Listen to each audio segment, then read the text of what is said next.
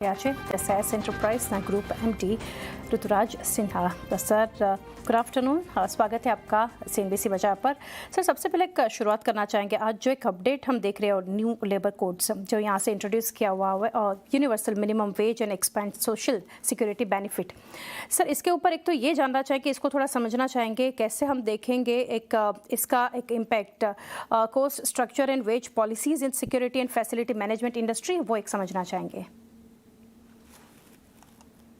देखिए, ये बहुत बड़ा पॉजिटिव है हमारे कंपनी के लिए, क्या हमारे सेक्टर के लिए, क्योंकि लेबर रिफॉर्म से क्या हुआ कि पहले हमको तकरीबन 29 अलग अलग सेंट्रल एक्ट के अंडर कंप्लायंस करनी पड़ती थी। तो जिसे हमारे पास 3 लाख से अधिक कर्मचारी है, तो हमारे ऊपर बहुत कंप्लायंस का लोड था। वो अब सिंप्लीफाई होके 4 कोड्स में आ गया है और एक सिंगल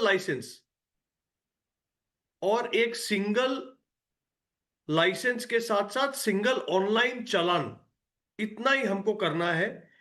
तो हमारे लिए एक बहुत ट्रांसफॉर्मेशनल चेंज है। और दूसरी तरफ कारोबार की दृष्टि से इसके नेशनल फ्लोर मिनिमम वेज जो सरकार सेट करने की बात कर रही है, नेशनल फ्लोर मिनिमम वेज के कारण हमारे रेवेन्यू पर भी एक पॉजिटिव इंपैक्ट आएगा।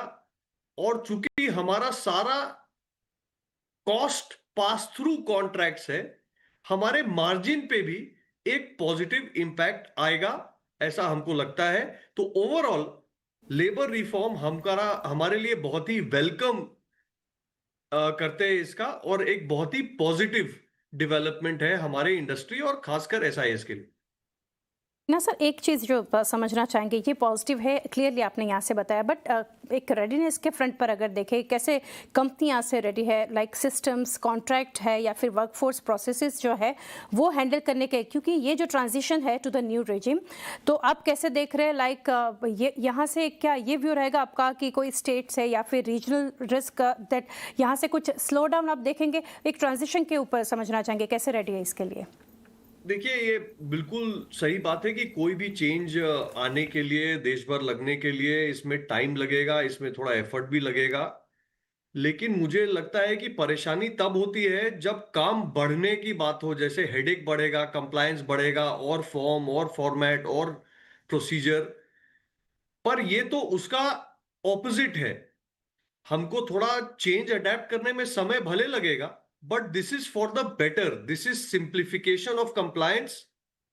एंड जो भी कस्टमर कॉन्ट्रैक्ट्स हम रीनेगोशिएट करेंगे उसमें भी सरलता होगी, क्योंकि हमारा कॉन्ट्रैक्ट पहले से ही क्लियरली स्टेट करता है कि अगर सरकार मिनिमम वेज चेंज करती है या कोई भी statutory payment, PF, bonus, ESI, gratuity, कोई भी संशोधन करती है, कोई चेंज करती है, तो वो डायरेक्ट कस्टमर पे पास थ्रू होगा। तो इस कारण से जो भी मेहनत अभी लगेगी कुछ महीने की, I think the gain is substantially more than the effort that we have to make in this regard. Right sir, fair enough. आगे सर ये रिफॉर्म से क्या आपको लग रहा है कि ये क्रिएट करेगा new business opportunities, for example clients outsourcing more to compliances capable vendors, और ये आप कैसे देख रहे हैं, पोजीशनिंग कैसे करेंगे टू कैप्चर देम? देखिए, ये आपने बहुत अच्छा सवाल पूछा। ये इंडस्ट्री में एक लेवल प्लेइंग फील्ड क्रिएट करेगा।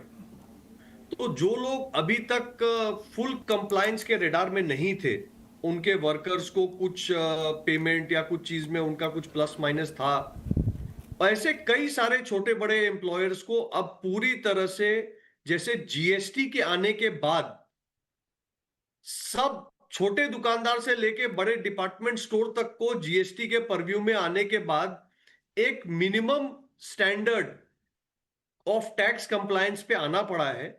वैसे ही वो 50 लोग के एम्प्लॉयर हो या 5 लाख लोगों के एम्प्लॉयर हो, उन सब के लिए अब कानून सेम है, उनका रिटर्न सेम है, डिजिटल है, ट्रांसपेरेंट है और वेरीफाइबल है। तो मुझे लगता है कि इससे एम्प्लॉयर का तो फायदा होगा ही, एम्प्लॉय का तो फायदा होगा ही, लेकिन ओवरऑल जो कंप्लायंस डिसिप्लिन है देश में वो भी सुधरेगा। जी सर। सर और एक चीज़ यहाँ से सिन्हा सर समझना चाहेंगे, अगर देखने जाएं ऐसे स्पेसिफिक प्रोविजंस जो इसमें से ऑफ दीज कोड्स, आप कौन सा उसमें से देख रहे हैं as most material for SIS, like around contracts या फिर outsourcing, staffing, mix term employment, minimum wages, social security, ये जो है यहाँ से वो समझना चाहेंगे most material for the company आप क्या देख रहे हैं? हमारे लिए मोस्ट मटेरियल है code on wages. Okay. Code on wages में जो प्रावधान आया है यूनिवर्सल मिनिमम वेज का, दूसरा प्रावधान आया है fixation of wage category as per skill, geography and working conditions, और सबसे महत्वपूर्ण नेशनल फ्लोर मिनिमम वेज। ये जो प्रावधान आए हैं इसका डायरेक्ट बेनिफिट एसआईएस के रेवेन्यू और मार्जिन दोनों पे दिखेगा। जी सर। तो सर कुछ इम्पैक्ट आप देख रहे हैं on companies margin and return ratio as this social securities and wages reforms की अगर बात करें तो जब फुली इम्प्लीमेंटेड होता हम देख रहे हैं, तो यहाँ पर कुछ असर? देखिए अभी तो एग्जैक्ट नंबर्स पे आना डिफिकल्ट है क्योंकि ये अभी 48 आवर्स ही हुए हैं अनाउंसमेंट के, लेकिन आप ओवरऑल देखिए हमारे जो लाखों ब्लू कॉलर वर्कर्स हैं उनको जब बेटर पे, बेटर सोशल सिक्योरिटी यानी कि ईएसआईसी का पूरे देश में हेल्थ केयर की सुविधा, प्रिवेंटिव हेल्थ केयर की सुविधा, सेविंग के लिए प्रोविडेंट फंड का rate, bonus, gratuity, leave, better working condition, ये सारे चीजें उपलब्ध होंगी तो कहीं ना कहीं हमारे सेक्टर में रिटेंशन बढ़ेगा, रिटेंशन बेटर होगा और नए लोग भी हमारे सेक्टर को ज्वाइन करने के लिए ज्यादा इंटरेस्टेड रहेंगे। ओवरऑल हमारा सप्लाई साइड सुधरेगा इससे, और सप्लाई साइड सुधरेगा तो हमारे कस्टमर्स को भी बेनिफिट होगा और साथ ही साथ हमारे कंपनी को भी उसका एक बड़ा बेनिफिट होगा। Right sir. और एक चीज़ भी सिन्हा सर मैं समझना चाह रही थी, given that a large part of your business is via outsourcing और man power contracting for clients, security, FM, cash, logistics, तो ये जैसे हम न्यू रिजिम देख रहे हैं तो क्या यहाँ से कुछ प्रॉम्प्ट करेगा टू क्लाइंट्स और to you to renegotiate the contracts?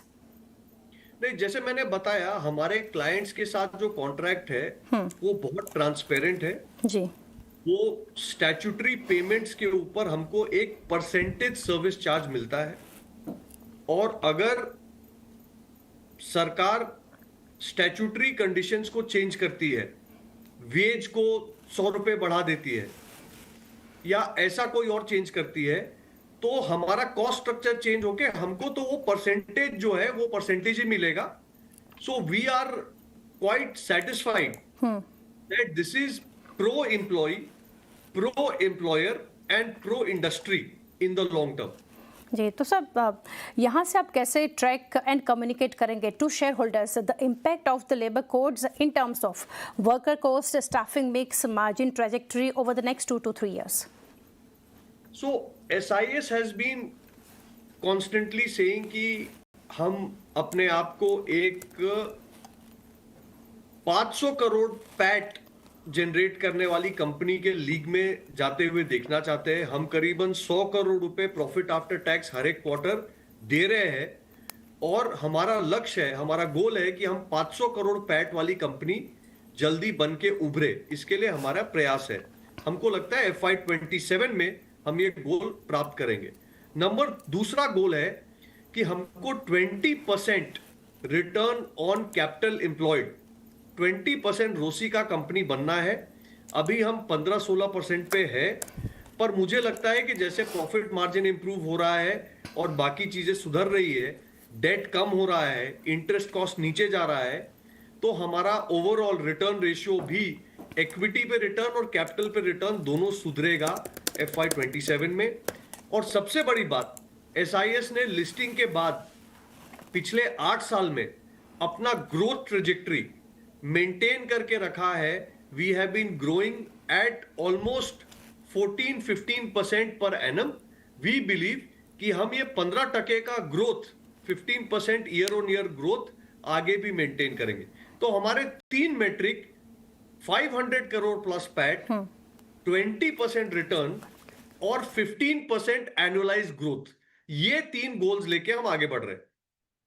Lastly जानना चाहेंगे, with mandated benefits like PF, maternity leave, insurance and pension extending to a larger informal workforce, sir क्या कुछ operational challenges at the same time opportunities आप देख रहे हैं from the employers point of view?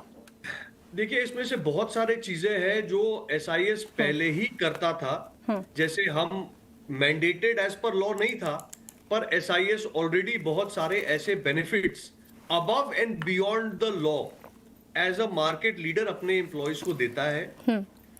अभी तक हमने ऐसा कोई रेगुलेटरी चेंज नहीं देखा है न्यू कोड्स में जो एसआईएस पे बहुत सडन या एक्सेसिव बर्डन डालेगा। तो we see more positive in the labour laws change than any negative. Right, Rituraj sir काफ़ी डिटेल्स हमारे साथ शेयर की। Thank you sir for connecting and best wishes sir.